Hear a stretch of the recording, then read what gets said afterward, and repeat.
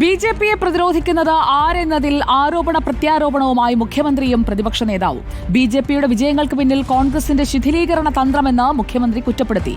മോദി സർക്കാർ ഫാസിസ്റ്റ് സർക്കാർ അല്ലെന്നാണ് സിപിഐഎം നിലപാടെന്ന് പ്രതിപക്ഷ നേതാവ് തിരിച്ചടിച്ചു.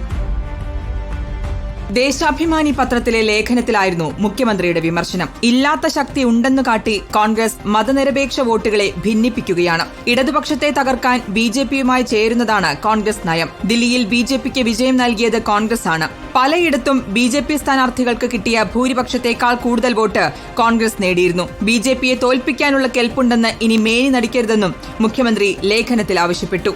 ദേശീയ തലത്തിൽ സംഘപരിവാറിനെതിരെ വിട്ടുവീഴ്ചയില്ലാതെ പോരാടുന്നത് കോൺഗ്രസ് ആണെന്ന് പ്രതിപക്ഷ നേതാവിന്റെ മറുപടി. ദില്ലിയിൽ സിപിഐഎമ്മും മത്സരിച്ചിരുന്നു. കോൺഗ്രസിന് ക്ലാസ് എടുക്കാൻ സിപിഎമ്മിന് യോഗ്യതയില്ലെന്നും പ്രതിപക്ഷ നേതാവ് കുറ്റപ്പെടുത്തി. കോൺഗ്രസ് ആണ് ദേശീയ തലത്തിൽ ബിജെപിയെ അതിശക്തമായി നേരിടുന്നത്. സംഘപരിവാറുമായി വിട്ടുവീഴ്ചയില്ലാത്ത നിലപാട് സ്വീകരിച്ചുകൊണ്ട് മുന്നോട്ട് പോകുന്നത് ശ്രീ രാഹുൽ ഗാന്ധിയാണ്. ഈ നരേന്ദ്രമോദി സർക്കാർ ഫാസിസ്റ്റ് സർക്കാരല്ല എന്ന നിലപാടെടുക്കുന്ന ബിജെപി ഇതര ഏക പാർട്ടി സിപിഎം ആണ്. എന്നിട്ട് ഞങ്ങൾക്ക് ക്ലാസ് എടുക്കാൻ വരികയാണ്.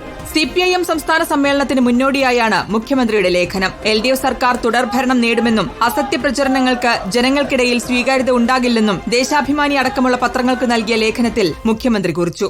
റിപ്പോർട്ടർ, തിരുവനന്തപുരം.